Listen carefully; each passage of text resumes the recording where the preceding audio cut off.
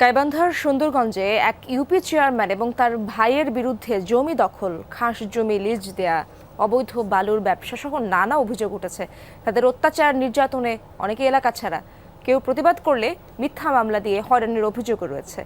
আওয়ামী লীগ সরকার পতনের পর মুখ খুলতে শুরু করেছেন এলাকাবাসী, যদিও সব অভিযোগ অস্বীকার করেছেন অভিযুক্ত সহোদর। গাইবান্ধার সুন্দরগঞ্জের কাপাসিয়া ইউনিয়ন তিস্তাপাড়ের এই জনপদের আলোচিত দুই নাম মঞ্জু মিয়া ও মমিনুল ইসলাম। বড় ভাই মঞ্জু ইউপি চেয়ারম্যান আর ছোট ভাই মমিনুল ইউনিয়ন আওয়ামী লীগের সাধারণ সম্পাদক। স্থানীয়দের অভিযোগ, গেল ১৬ বছর এলাকায় ত্রাসের রাজত্ব কায়েম করেন তারা। ১৯৬৯ সালে পুটিমারি সরকারি প্রাথমিক বিদ্যালয়ের নামে ২২ শতক জমি দান করেন স্থানীয় কয়েকজন।